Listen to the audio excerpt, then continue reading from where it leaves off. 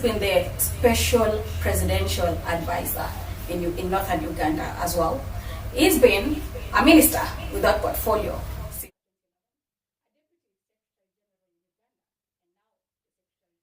in Uganda. Now, so, as we talk about Pan-Africanism, and now, how do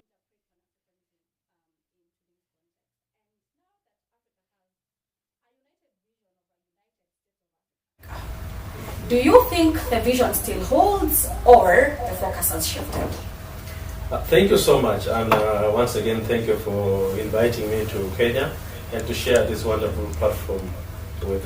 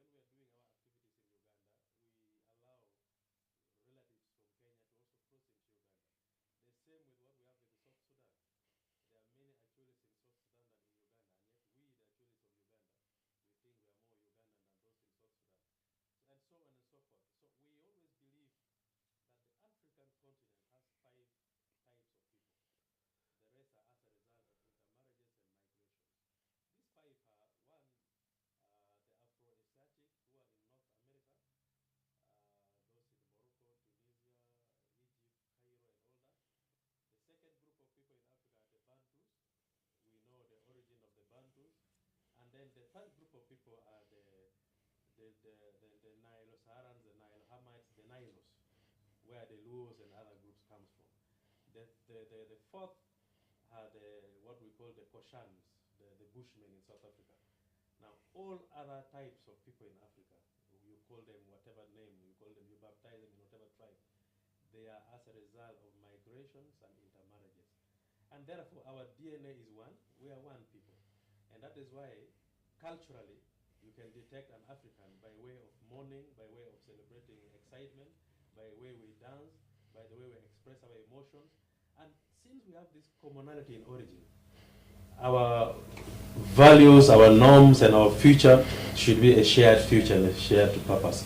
And therefore, we speak Pan-Africanism because we believe we are brothers and sisters, and we have similar problems. Outside the continent of Africa, we are looked at as one unit, without segregation. And we find ourselves segregating each other internally here, which is very unfortunate. The continent, Europe, America, Asia, all that look at Africa as a block. And so as they look at us as a block, how do we look at ourselves? Are we the same? Are we one people? Do we share similar problems, challenges? And so that speaks about Pan-Africanism. And therefore in Uganda, we believe that we are one people and our borders are open to everybody in Africa. And that is why there are very many refugees in Uganda, because we accept all Africans from all walks of life to come to Uganda and find space to survive and live. And that speaks to the many things we speak about Pan-Africanism. To our Honorable Senator Hassan, now, you're a member of Parliament here. Do you think there should be a political wing of the EAC? First, let me build from what my brother Comrade Rwanda said. I think there's a lot of shift globally that is redefining our polarities. And there was a time when we were pigeonholed in either in the east or the west.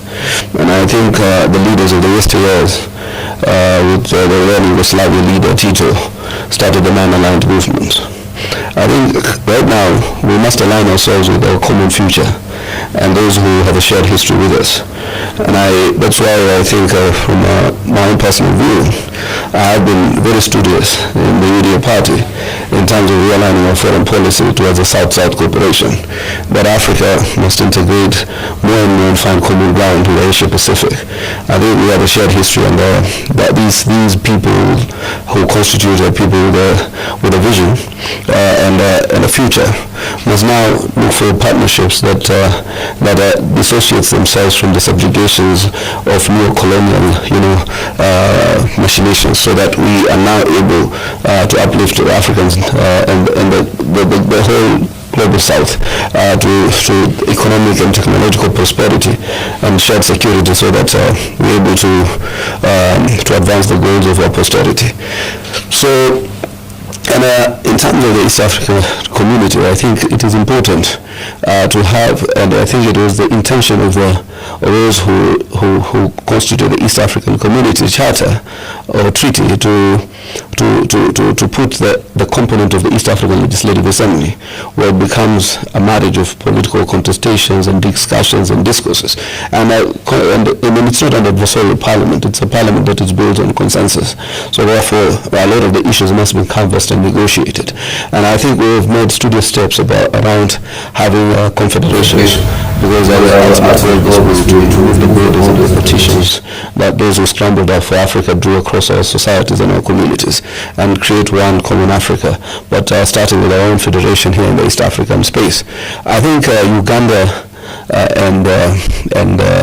and Kenya have advanced so significantly in terms of their DNA politically. We are almost a merged unit of actors and societies. So it is just now a question of our political leaderships demonstrating the grit and the tenacity to advance and conclude this historical mission and vision.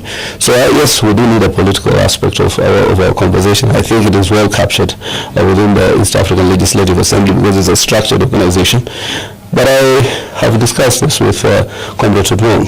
Political parties then can anchor our continued bilateral relationships and the East African camaraderie by ensuring, because these are the governing parties are the ones that determine national policy, and therefore if they become organic and if they can strengthen their party-to-party collaboration, then they can equally impact in the long term the strategic interests of our region through party-to-party collaboration as an anchor to greater partnerships in East African community. Now, the two SGs have been instrumental in advocating for youth inclusion and economic reforms. Now, the EAC has made some strides in that. However, there are some political challenges here and there. Now, what do Kenya and Uganda counterparts need to do in deepening the regional unity through political parties? We can start with We have been in this struggle, me and my brother, the Secretary General of UDA here, for a long time. From I think 1998, when we were student leaders. I was a student leader in Makerere University, and he was one of those student leaders in Nairobi University, plus others, who came to Makerere for a conference about the student movement that can bolster and support Pan-Africanism. So as young people then, we were thinking the same subject. And it encouraged us to continue building our synergies and building our unity. And that is where we are now together at different platforms of political parties and still speaking the same. One thing we need to do is creating awareness among our young generation, conscious awareness, so that you know your environment, you know the surroundings, you know the needs of your people, you know the history of your country, and you consciously become a Pan-Africanist, knowing that your purpose and your contribution will improve the organization that you're presenting you support. And therefore we are committed, and we are going to continue speaking and working with young people. Organizations. I have quite a number of young people in Uganda that we are guiding, and like I've seen in the UDA here, there are quite a number of young people who are pursuing the same goal and objective. And so together we can build a synergy that can help our young people start a conversation that will link party to party, people to people, and government to government. That together we can build something which can speak for the African continent. We are also in touch with other fraternal political parties. During the BRICS summit in South Africa, we had a discussion along the site meetings of BRICS with most of the political parties of Africa, and we are speaking the same. How do we bring our young people to start speaking the subject of Pan-Africanism? We were together with the African National Congress, the Freedom Party of Mozambique, RPF, MPLA of Angola, and ZANU-PF of Zimbabwe, RPF of Rwanda, SPLM of South Sudan, and UDA did not attend that meeting, but we sent invitation, and hopefully the next meeting they will attend, and NRM. So we are building a synergy of African revolutionary parties to come and be part of the discussions of Pan-Africanism and how we can bring our young population, young people, to the discussions of the agenda of Pan-Africanism.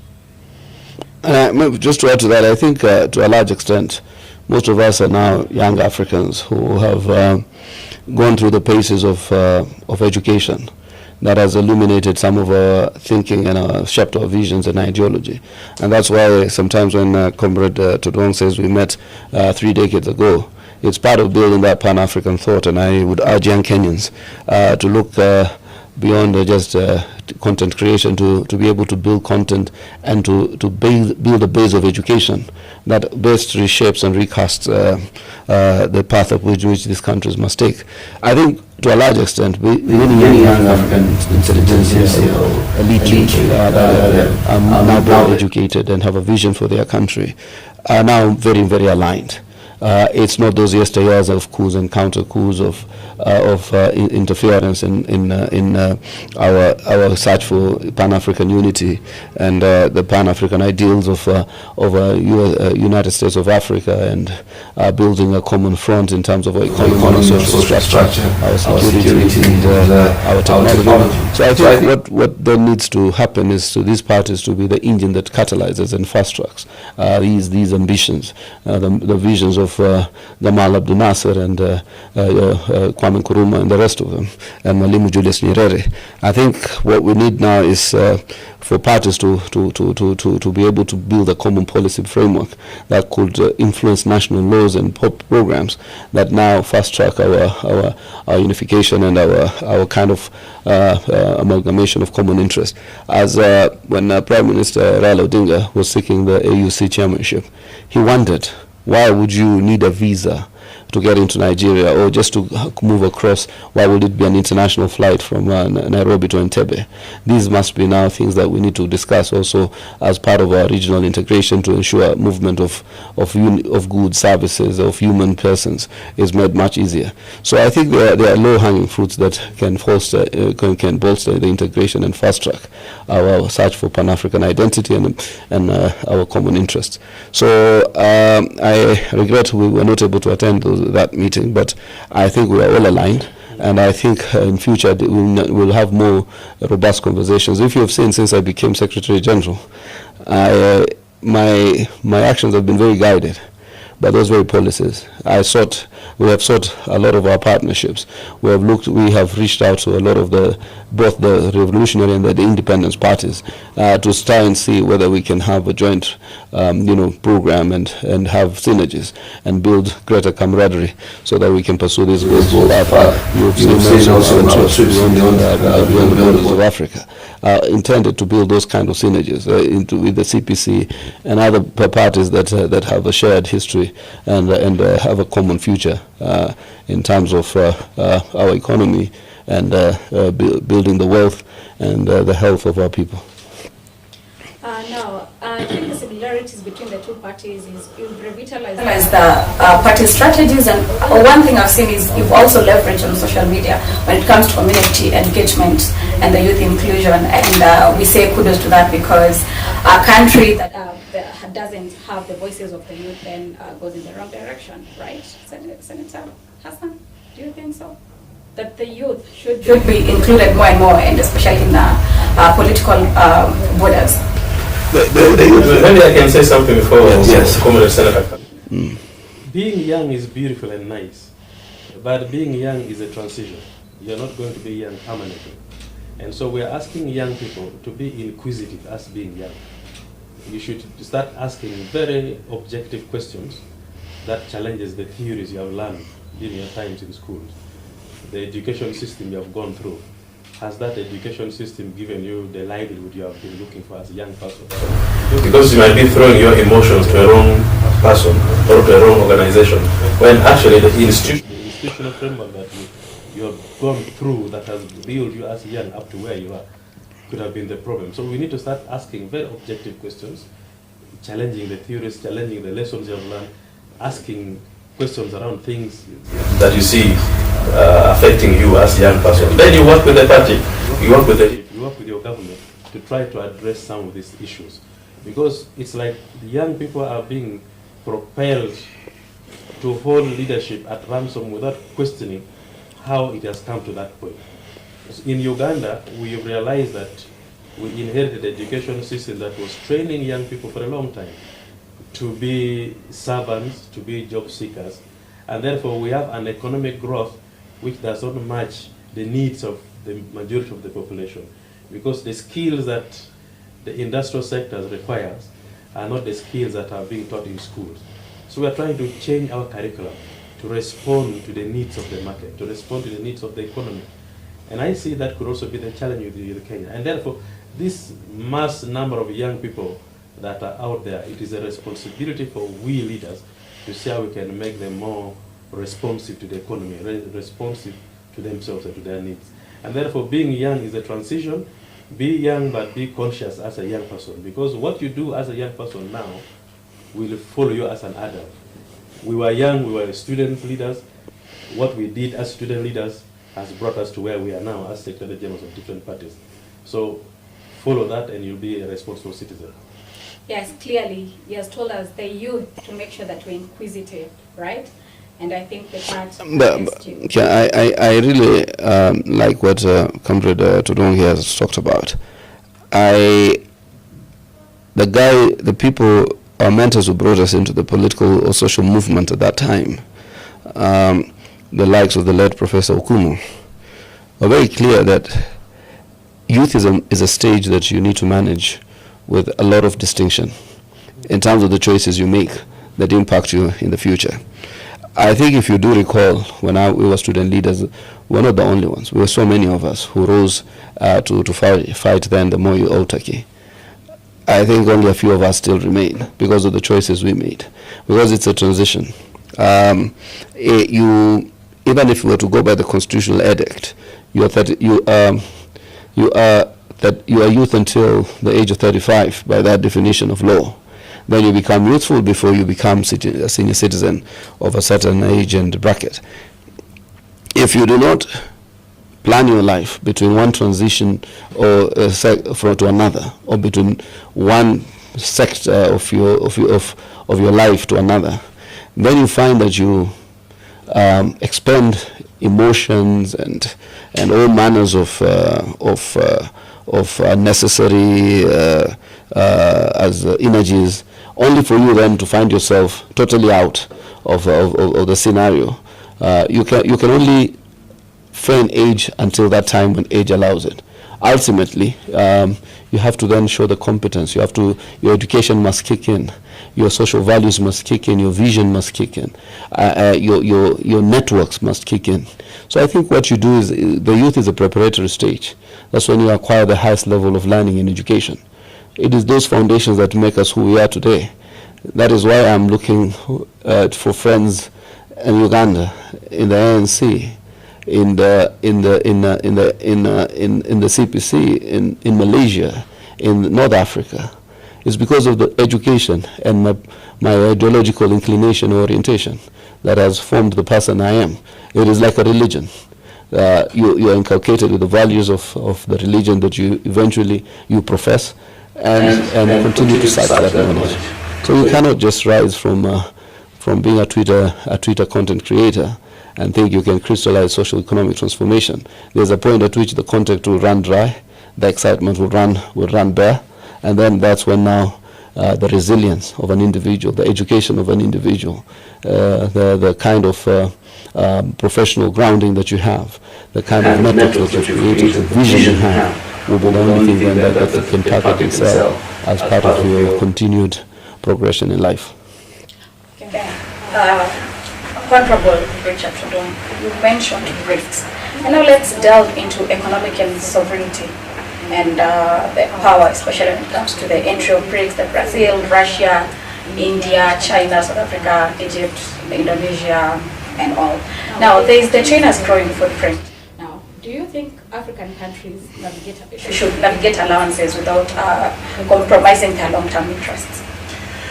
Self-consciousness and independence will help us realize whom to deal with, when to deal with them, and how to get involved. That's why we are struggling hard to promote the integration process of our countries.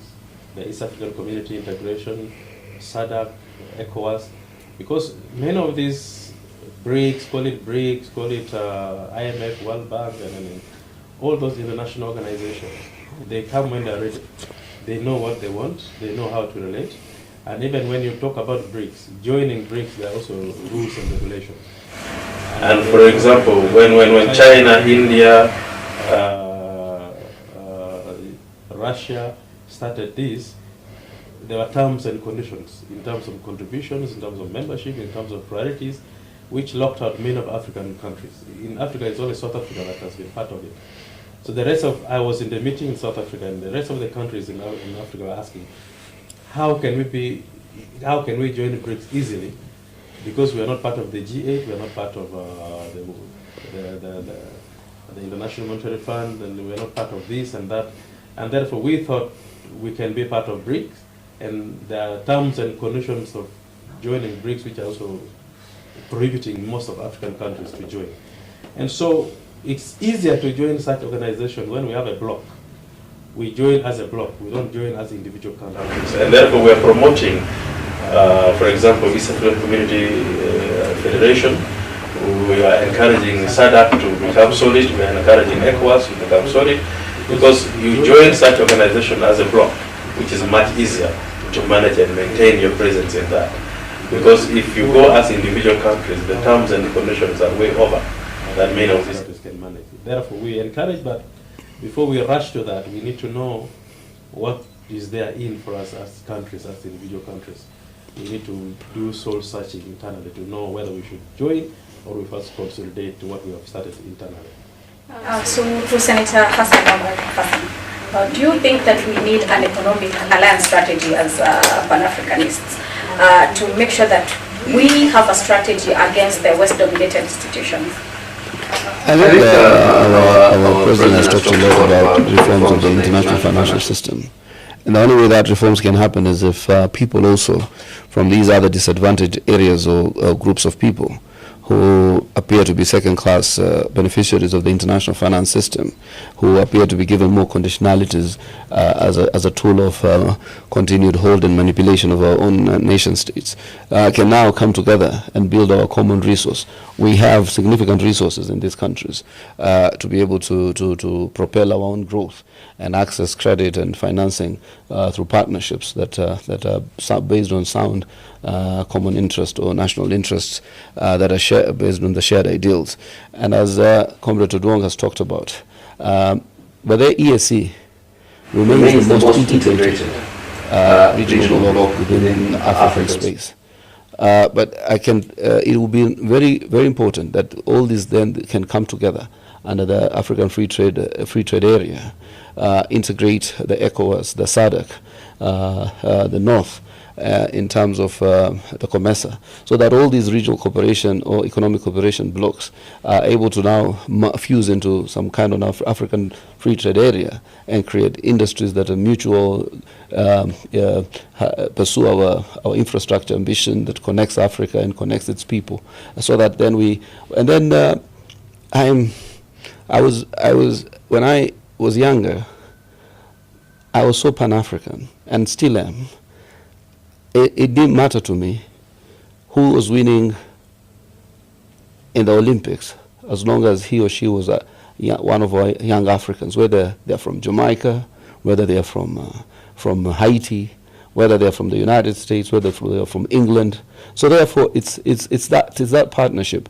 We were competitive. We wanted to win as Kenya. We wanted to win as Africa, but we also shared in the glory of those who have a history with us. So therefore, I think when we can define those parameters and realize that by you profiling or exercising xenophobic violence against a Nigerian does not necessarily amount to prosperity for you. That's not how God works. Stopping a South Sudanese working in Kenya from pursuing advantages to make himself rich does not mean you will be rich. Sophie, you don't, if you don't stifle another for your own growth, God doesn't work like that. God is not what in the metaphoric sense is not a bunwasi, that you tend to disrupt others. So what you do is to allow Tudwong to come and set up a business in Nairobi, the same way I can go and set up a business in Kampala, and there will be no restrictions, there will be no regulations, unless it is just about mitigating illicit financial flows, about mitigating criminal syndicates from taking advantage of our Pan-African camaraderie. So I think there is a lot of opportunities out there for those of us who now, and particularly the young Africans, for building that identity and building that friendship that extends to those they share history and will share a future with. Now, let's talk about security, democracy, and sovereignty, because so far Africa has continued to face instability, be it political instability, be it coups, be it contested elections. Do you think Pan-Africanists need to serve as a stabilizing force, especially when it comes to democracy and governance? Security situation is something which is very sensitive. And when we speak security, we speak a wider security of the people speaks about human needs. When people are hungry, there is no food, they become insecure. When people have no shelter, they become insecure. When people have no freedom, they become insecure. So there are many factors that plays into insecurity and instability. And two, also when governance is questioned, it is factored into security issues. So as African people, as a bloc, we work hard to make sure that we consolidate the question of security around human needs and make sure that we provide human needs as and when it is possible to be provided for. And therefore, governments and institutions of governance around should focus at making sure that governance is as, dispensation of governance is as transparent as possible, as uniform as possible, that nobody feels aggrieved, nobody feels marginalized, no section, no ethnic group, no region feels marginalized in terms of governance and accessibility to services from government. That brings peace, that brings unity, and that brings consolidation of Pan-Africanism, because you feel you are considered, you feel you are part of governance, and therefore there is no need for you to feel aggrieved. People feel aggrieved when they feel they are marginalized. And Pan-Africanism speaks about unity and provision for everybody. And then we thank our government that we are doing that for as much as we can afford to do.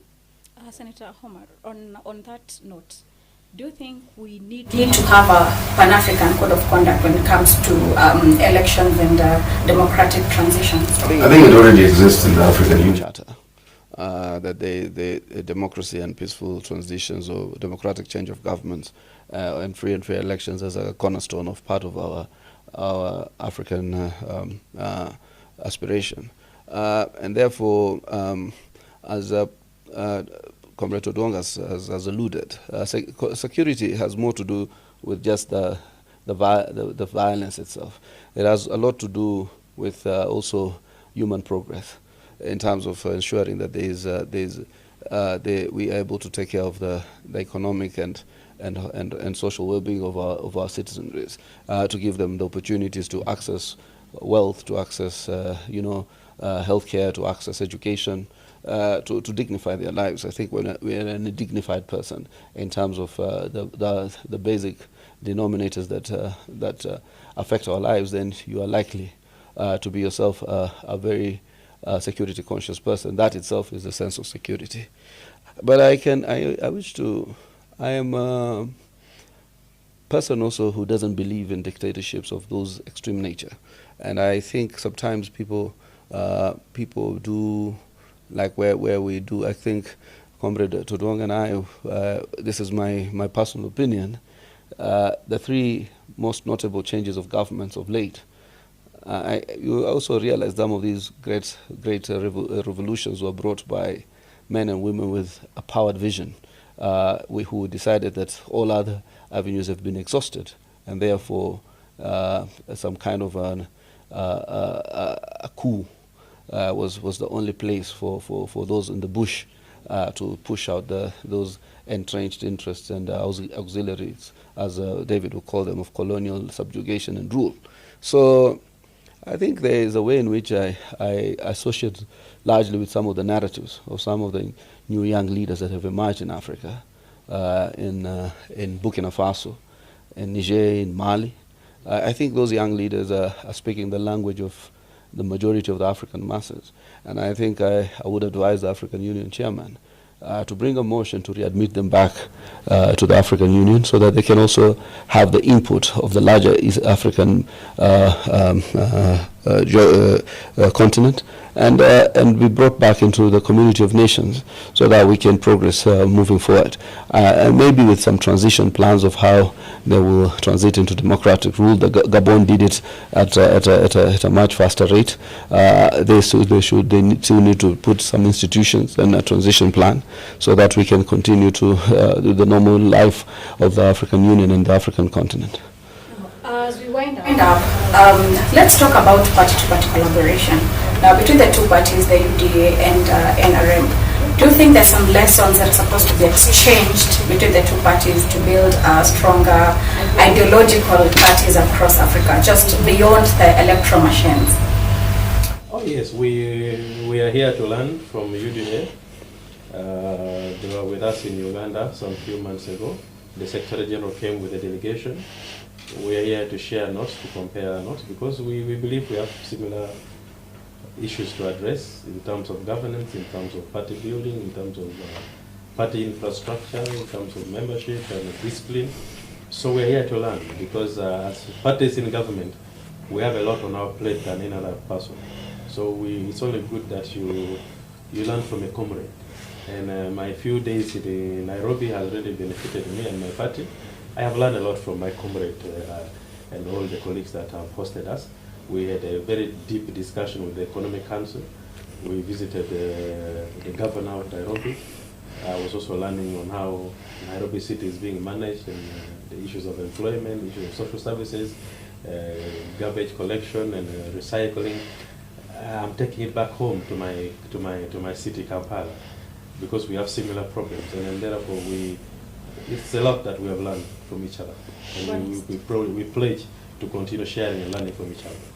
Definitely, we have a lot to learn from the NRM. It's a choice we have made very deliberately as a party to reach out to other parties that have a history and an experience that we can pick on the salient aspects of party building. You know, Kenya has not had strong political institution. We've never been able to organize or to discipline our politics using political parties, and therefore they just come up as formations from one electoral cycle to another, and largely most of it is engineered by ethnic mobilization and organization. So to break the backbone of ethnicity, we need to have strong political parties and institutions that are founded on strong ideologies and or the clarity of ideas. So therefore, I think for us, we have a lot to learn, and a lot to share. So in terms of moving forward, we will have a lot of more conversations that are targeted at some of the salient Pan-African areas of collaboration and our national bilateral cooperation as two states, and widen that to other participating parties and entities, so that we are able to build a common front. So I look at ourselves as also we will hopefully go and take longer time to learn matters of party building and institutionalization, ideology, and part of the political education that is required to build a strong party and a strong government. So I think there is a lot of areas and opportunities for our continued collaboration, even in terms of policy exchanges. There are certain things they have done right, there are certain things we have done right, and it's there's a border that divides us that is artificial. We need to wipe off those borders and share our experiences and let our people build a common base of friendship and African camaraderie. In closing, Honorable Richard Chatudon, what would you tell a Kenyan, a young Kenyan, who thinks Pan-Africanism should be outdated, or who thinks that Pan-Africanism is outdated and romanticized? To a young Kenyan who might think that, should just realize one thing, that If you're that young Kenyan who think Pan-Africanism is not useful anymore to you, you will realize when you go back to your village and interact with your elders, go and ask your parents, ask your grandparents, the value of socialization, your heritage. Then you will understand that it is important to keep in touch with your heritage. Pan-Africanism is about heritage. It's just not anything else. It's about heritage. It's about preservation of the African race. It's deeper than what we are discussing. So they should take it seriously, and that's why I'm saying they should have inquisitive mind. They should navigate carefully with the modern excitement. They should not have, in the university, when we're still student leaders, we used to call it, you should not have rural excitement, rural approach to urban excitement. These things we see in urban areas can excite you, but don't be too overly excited about them. Be slow, be calm, learn to listen from your elders, and accept where you're wrong and correct yourself. And that is the only way I can advise you. And again, being young is a transition. You will never be young permanently. And don't say you are young constantly. There's no constant value in being young. But you can be ideologically young, but physically old. If a young Kenyan says Pan-Africanism is outdated, our education, I think these things must be very integral in our education, so that we package a young African who is willing to and ready to meet the challenges for his generation. So I think there has been a dearth in terms of inculcating very Pan-African values. If you recall, during the presidency of Moi, he will never finish a speech without inculcating the Pan-African values. We have started to resuscitate that with the presidency of President William Ruto in terms of the conversations around Africa, the conversations with the NRM and other partners, and the conversation in the global south. Even if you looked at his, followed his speech in Peking University, I think it's about returning that narrative and that discourse back into our public sector schooling and through to institutions of higher learning. I think it's largely then us who are to build that foundation through the system of education that our young generation of Africans interact with. And with that, we call it a wrap. Thank you so much, the two Secretary Generals, for the insights, and I'm sure the youth have a lot to learn from you. We will keep the conversation going, we'll keep the conversation alive, so that we can interact and find out what we can learn from you too, because you've been visionary leaders so far. Now, to our audience, online audience, we thank you for watching the show. Sure. To our studio audience and our technical team, thank you as well. Let's keep this conversation going. Until then, be kind, be bold, and goodbye. Thank you. Thank you. And keep safe.